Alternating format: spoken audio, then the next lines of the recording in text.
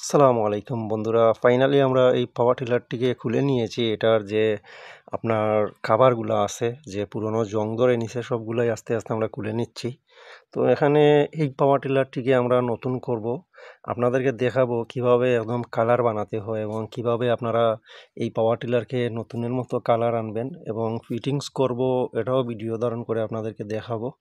তো আমরা এই যে আপনার যে লাঙ্গলের যে ডুল আছে, ওইটাও খুলে নেব। ওইটাও আপনার এই জং ধরা এবং ভেঙে গেছে, ওইটা আমরা চেঞ্জ করে নেব।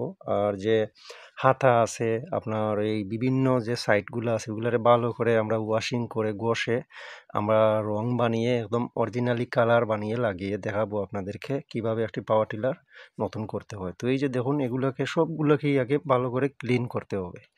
তো আমরা এটাকে খুলে নিয়েছি পিস পিস করে, এটার কিছুই রাখিনি ইনশাল্লাহ। আরও এটার ক্লিনের কাজ চলতেছে, ওটা ক্লিন হওয়ার পরে আমরা নতুন ভিডিও ধারণ করে আপনাদের সামনে নিয়ে আসবো। সবাই অপেক্ষায় থাকবেন।